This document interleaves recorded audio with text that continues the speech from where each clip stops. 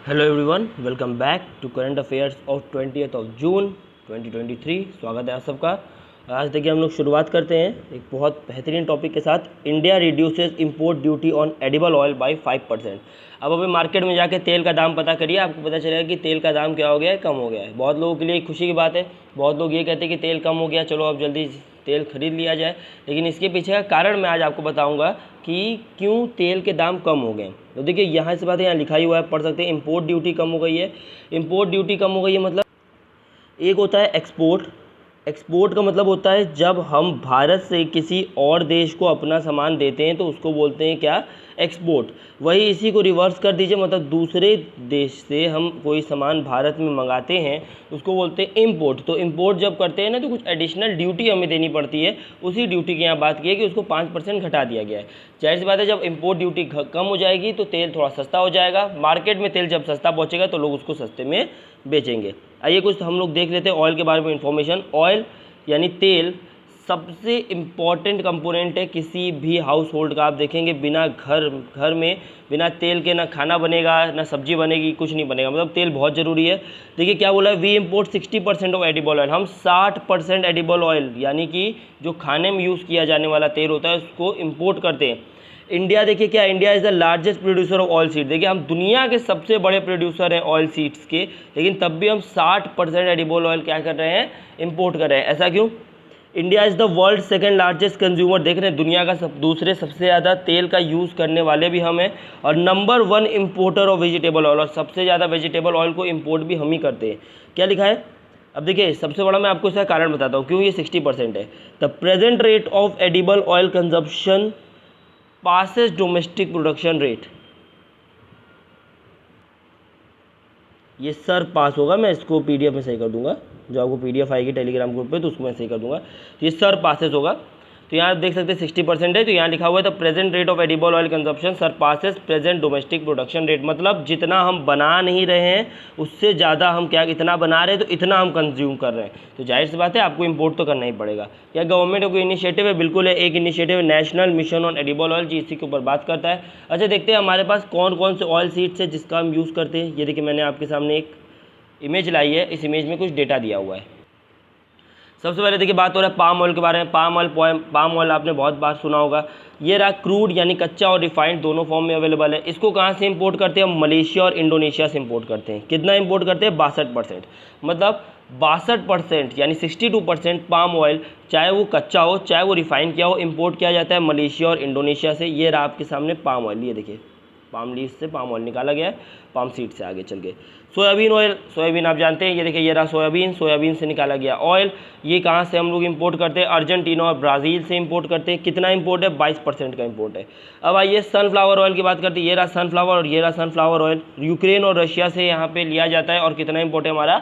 15%। तो डेटा याद रख लीजिएगा, इंपॉर्टेंट डेटा है। क्या क्या क्या फिर से बता देता हूँ।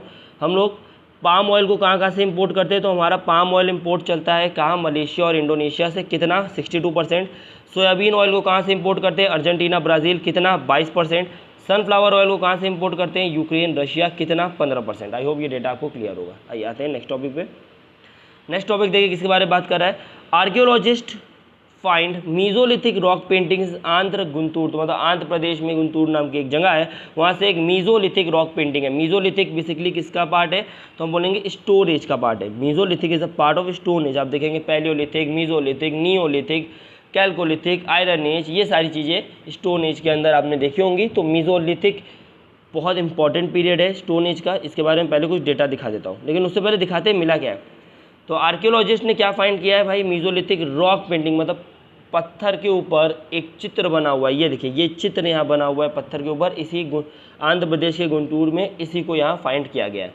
अच्छा ये बात कर लेते हैं थोड़ा सा मीजोलिथिक एज के बारे में। तो मीजोलिथिक एज को हम क्या बोलते थे? मिडिल स्टोन एज के नाम से भी जानते थे। यहाँ माइक्रोलिथ्स का यूज़ किया जाता था। माइक्रोलिथ्स क्या होते थे? स्मॉल टूल्स होते थे, छोटे छोटे होते थे। पहले हम लोग बड़े पत्थर का इस्तेमाल करते थे जो इंसान होते थे, उसी को बाद में इन्होंने छोटा छोटा किया, पॉइंटेड बनाया। इसी को क्या बोलते हैं? माइक्रोलिथ बोलते हैं। तो ये जो माइक्रोलिथ्स है ये बेसिकली यूज़ में आने लगा। इसमें चर्ट और क्वार्ट्स बहुत सारी चीज़ों का इस्तेमाल किया जाता था बनाने के लिए।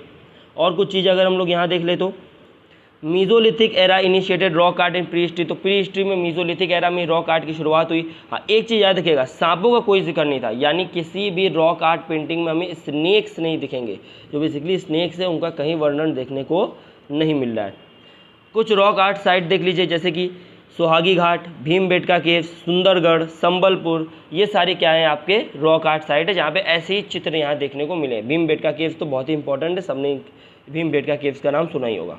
कमेंट में मुझे बता दीजिए कि भीमबेटका केव्स कहाँ पे लोकेटेड है। ये लाइफ आफ्टर डेथ यानी आत्मा में भी विश्वास करते थे। लाइफ आफ्टर डेथ मतलब क्या है कि मरने के बाद भी इंसान का कोई दूसरी जगह जाता है या दूसरी जगह पे कुछ होता है उसके साथ, ये सारी लाइफ आफ्टर डेथ की यहाँ बातें। ठीक, आइए अब आपको कुछ दिखा देता हूँ कि किस किस फॉर्म में रॉक आर्ट्स बन सकते हैं। तो देखिए, रॉक आर्ट पेंटिंग को हमने कितने पार्ट में डिवाइड कर दिया है? 3 पार्ट में। तो rock art painting is divided into 3 parts. कोई भी आपसे पूछेगा तो आज से आप बता लेंगे। पहला है पेट्रोग्लिफ्स। पेट्रोग्लिफ्स क्या होता है? They are carved on rocks, मतलब कि ये देखिए पत्थर का एक टुकड़ा है, पत्थर के एक टुकड़े में मान लीजिए मेरे पास छेनी हथौड़ी है, मान लीजिए उस समय तो नहीं होता था छेनी हथौड़ी, उस समय वैसे ही कुछ इंस्ट्रूमेंट का यूज़ करते थे, तो एग्जैक्ट छेनी हथौड़ी नहीं होता था, लेकिन छेनी हथौड़ी जैसे ही उनके पास इंस्ट्रूमेंट्स थे तो उन्हीं इंस्ट्रूमेंट का इस्तेमाल करते करते पत्थर के ऊपर कार्विंग कर दी, मतलब पत्थर के ऊपर ही क्या कर दिया गया है? जड़ दिया गया है। इस चीज़ को पेंट नहीं किया गया है, जड़ दिया गया है। पिक्टोग्राफ्स क्या होते हैं? पेंटेड। ये देखिए पेंट किया गया है। ये पेंट नेचुरल कलर से निकाला जाता है, जैसे ग्रीन कलर लीफ से निकाल लेंगे, और भी सारे नेचर का इस्तेमाल करके ये कलर्स को निकालते थे। तो पेट्रोग्लिफ्स भाई क्या कर देंगे? जड़ देंगे एकदम, कहाँ पे? रॉक के ऊपर। पिक्टोग्राफ पेंट करेंगे। अर्थ फिगराइन जमीन पे बनाए जाते थे, ये देखिए जमीन पे बनाए जाते थे, ग्राउंड पे बनाए जाते थे, इनको अर्थ फिगराइन बोलते थे। आई होप आपको चीज़ें समझ में आ गई होंगी। आइए अगले टॉपिक पे आते हैं। अगला टॉपिक बात कर रहा है India gifts INS Kirpan to Vietnam focuses on enhancing defence relation and security. तो वियतनाम क्या है? बेसिकली वियतनाम एक तो आप देख सकते हैं कि एक मीटिंग हुई थी किसमें? मिनिस्टर्स, डिफेंस मिनिस्टर वियतनाम और इंडिया के, जहाँ पे किसको क्या गिफ्ट किया गया है? इंडिया के द्वारा INS किरपान गिफ्ट कर दिया गया है वियतनाम को। अब INS किरपान बेसिकली क्या है? एक कॉर्वेट है। क्या है? एक कॉर्वेट है। कॉर्वेट एक तरह की बैटल शिप्स होती हैं जिसमें आप अपना मिसाइल वगैरह कैरी कर सकते हैं। हालांकि छोटा होता है किससे? इसके आगे आता है फ्रिगेट, फिर आता है डिस्ट्रॉयर, तो ये सबसे छोटा है। मैं आपको इनकी इमेजेस भी दिखाऊंगा। वियतनाम क्या है? वियतनाम बेसिकली एक कंट्री है जो कहाँ पे? साउथ ईस्ट एशिया में बिलोंग करती है। वहीं पर ताइवान वगैरह आपको देखने को मिलेगा। हमारे रिलेशंस वियतनाम से अच्छे हैं। यहाँ पे आप देखेंगे तो ये INS किरपान को स्टार्ट कर दिया गया था नेवी के द्वारा यूज़ करना 12 जनवरी 1991 से। और आप यहाँ देख सकते हैं ये हमारे सामने INS किरपान की इमेज है। आइए बात करते हैं कुछ और चीज़ों के बारे में। ये देखिए ये कॉर्वेट है, INS किरपान भी एक कॉर्वेट था। इससे बड़ा होता है फ्रीजेट। ये देखिए ये एक फ्रीजेट है, इससे बड़ा है। सबसे बड़ा होता है डिस्ट्रॉयर, नाम ही से पता चला है डिस्ट्रॉयर, तो ये क्या करेगा? चीज़ों को तबाह करने में काम आता है। आइए छोटा सा आर्टिकल था। आइए अगले टॉपिक पर आते हैं।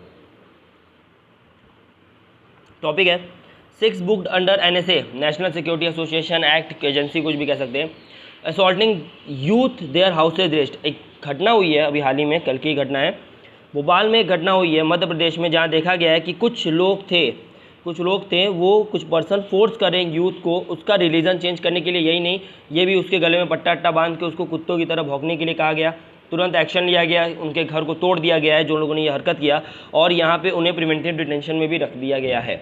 देखिए NSA क्या है? NSA बेसिकली कुछ नहीं बल्कि प्रिवेंटिव डिटेंशन लॉ है।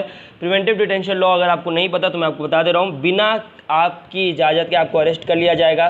प्रिवेंटिव डिटेंशन में आपकी लिबर्टी जो आपको फंडामेंटल राइट के तौर पे मिल रही है उसको आपसे कुछ समय के लिए छीना जाएगा, क्योंकि ये जो प्रिवेंटिव डिटेंशन लॉ है ये बेसिकली दिया हुआ है आपके आर्टिकल 22 में, जो ये एकदम अलाउ करता है कि भैया अगर देश की सिक्योरिटी को कोई थ्रेट हो, कोई खतरा हो, तो आप किसी को भी डिटेन कर सकते हैं बिना कोई रीज़न दिए। मिनिमम 5 दिन के लिए, मैक्सिमम 10 दिन के लिए आप उसको डिटेन कर सकते हैं। उसमें आप पूछताछ कर सकते हैं जिसमें वो लॉयर वगैरह को नहीं बुला सकता है। इसकी शुरुआत कब से हुई थी? तो इसका अगर हम बैकग्राउंड डेटा देखेंगे तो ये बेसिकली अगर आप देखेंगे तो एक एक्ट आया था, बंगाल का रेगुलेशन एक्ट। बंगाल का रेगुलेशन एक्ट आया था। ये बंगाल का रेगुलेशन एक्ट ब्रिटिशर्स द्वारा लाया गया था 1818 में। यहाँ पे भी उसी की बात हुई। यही नहीं, इसी के बाद हम देखेंगे तो 1919 में, यानी कि इसी के 100 साल बाद लगभग देखेंगे, रोलेट एक्ट आ गया था। रोलेट एक्ट के बारे में सबको पता है कि रोलेट एक्ट में बिना किसी ट्रायल वगैरह के आपको गिरफ्तार कर लिया जाएगा, सज़ा दे दी जाएगी। इनह्यूमन था, बिल्कुल ये इनह्यूमन बिहेवियर था।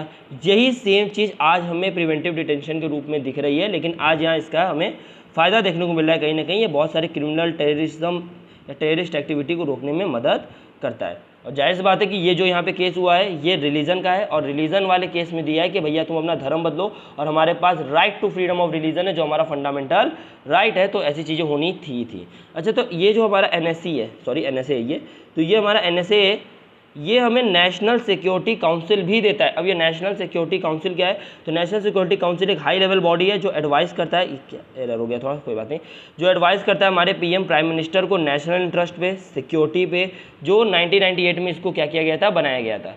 यही नहीं, अगर आप देखेंगे तो ये आपके 3 टायर ऑर्गेनाइजेशन है। ये जो नेशनल सिक्योरिटी काउंसिल है इसका जो चेयरमैन है वो भी हमारे प्रधानमंत्री हैं, अभी हमारे प्रधानमंत्री नरेंद्र मोदी हैं, तो वही नेशनल सिक्योरिटी काउंसिल के चेयरमैन भी होंगे। कई लोग इसको क्रिटिसिज्म कहते हैं कि भैया मिसयूज़ ऑफ पावर है, जो सही लोग है उसको भी प्रिवेंटिव डिटेंशन में डाल दिया जाता है, ह्यूमन राइट का वॉयलेशन है कहीं ना कहीं, ये सब बातें यहाँ पे चलती रहती है। आई होप आप समझ गए होंगे NSA क्या है और NSC क्या है। मैं यहाँ जो एरर है उसको सही कर दूंगा, आपको PDF में एकदम सही चीज़ें मिलेंगी। आइए आते हम लास्ट टॉपिक के ऊपर। ये हमारा लास्ट टॉपिक है आज का, जहाँ बात हो रही है Ladakh leaders need union minister demand for statehood. यानी कि बेसिकली यहाँ पे मीटिंग हुई थी तो लोगों ने, जो पीपल ऑफ लद्दाख है, वो डिमांड करे कि भैया लद्दाख को क्या बना दो, एक स्टेट बना दो रेदर यूनियन टेरिटरी। आप जानते हैं इस समय जो लद्दाख है वो क्या है, एक यूनियन टेरिटरी है, तो मांग हो रही है कि भैया इस यूनियन टेरिटरी से हटा के क्या बना दो, स्टेट बना दिया जाए।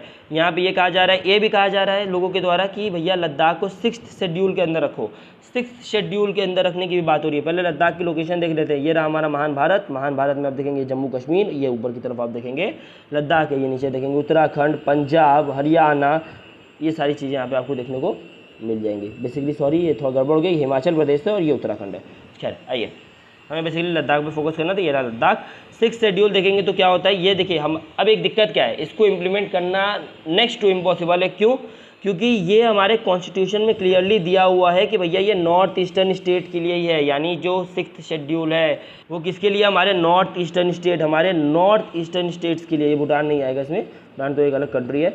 नॉर्थ ईस्टर्न स्टेट्स के लिए ये दिया हुआ है। यानी कि अगर हमें ये करना है कि हमें लद्दाख को, जो एक नॉर्थ ईस्टर्न स्टेट नहीं है, अगर इस 6th शेड्यूल में डालना है तो हमें क्या करना होगा, उसमें अमेंडमेंट करना होगा। मतलब किसको अमेंड करना होगा, कॉन्स्टिट्यूशन को अमेंड करना पड़ेगा। आइए आते हैं अगले टॉपिक पे, अगले टॉपिक में इन द सेंस सॉरी अगले स्लाइड पे आते हैं। अगले स्लाइड में 6th शेड्यूल के बारे में बात हो रहा है। तो 6th शेड्यूल है क्या भैया, ये देख लेते हैं। तो 6th schedule talks about administration in tribal dominant area in north eastern state. मतलब आप जानते हैं नॉर्थ ईस्ट में ट्राइबल पॉपुलेशन बहुत ज़्यादा है, तो भैया ट्राइबल पीपल का अपने से एडमिनिस्ट्रेशन हो, उनकी चीज़ें अपने हिसाब से चले, इसीलिए क्या किया गया, 6th शेड्यूल लाया गया था उनके कल्चर, रिलीजन, प्रैक्टिसेस को बचाने के लिए। अभी तक 4 नॉर्थ ईस्टर्न स्टेट्स में ये एप्लीकेबल है, असम, मिजोरम, त्रिपुरा, मेघालय। और कौन कौन से नॉर्थ ईस्टर्न स्टेट है, तो आप ये देख सकते हैं, ये रहा त्रिपुरा, ये रहा मिजोरम, ये रहा असम, ये रहा आपका मेघालय। तो यहाँ तो भैया आपका 6th शेड्यूल पहले से ही अप्लाई हो चुका है। कहाँ कहाँ नहीं अप्लाई है उसको दिखा देता हूँ। Arunachal Pradesh north east state है, यहाँ नहीं अप्लाई है। नागालैंड, मणिपुर, ये सारे में आप देखेंगे अभी तक ये अप्लाई नहीं हुआ है। अच्छा देखिए ये क्या दिया है, 6th schedule was added in the constitution recommendation. किसके रिकमेंडेशन पे, तो बर्दलोई कमेटी थी, तो बर्दलोई कमेटी के रिकमेंडेशन पे 6th शेड्यूल को ऐड किया गया। ये भाई लिमिटेड एनाटॉमी देता है, अनलिमिटेड नहीं है, ध्यान से देखिएगा, ये लिमिटेड एनाटॉमी देता है। किसको, ट्राइबल रिलीजन्स को, क्योंकि भैया वो अपने राइट्स, कल्चर, एथिनिटी को कंजर्व कर सकें। अच्छा ये जो गोपीनाथ बरदोलाई हैं ये पहले चीफ मिनिस्टर भी थे किसके, असम के। कुछ डेटा है मैंने आपको दिखा दिया, कुछ यहाँ मैंने आपको दिखा दिया। ये हमारा महान भारत में ये नॉर्थ ईस्टर्न स्टेट्स जिनके बारे में हमने बातें कर ली हैं। आइए फाइनली आ जाते हैं, देख लेते हैं कुछ चीज़ों को। आप मुझे टेलीग्राम पे ज्वाइन कर सकते हैं PDF वगैरह के लिए, नागवंशी ट्यूटोरियल्स, ये रहा मेरे चैनल का नाम। आप इस पर यहाँ पे नागवंशी ट्यूटोरियल्स टेलीग्राम पे टाइप करिए तो यही मेरा ही चैनल है, आप इस पर डायरेक्टली ज्वाइन कर सकते हैं। ज्वाइन करने से आपको फ़ायदा क्या होगा, तो मैं आपको यहाँ पे पूरा यहाँ लिंक है और ये PDF देता हूँ जो मैंने आपको पढ़ाया है, और जो PDF में एरर होता है मैं उसे भी सही करके आपको बता देता हूँ। इसी के साथ करते हैं अपने लेक्चर को समाप्त। मिलते हैं आप लोग से नेक्स्ट वीडियो में, तब तक के लिए चैनल को लाइक कीजिए, शेयर कीजिए, सब्सक्राइब कीजिए। जय हिंद।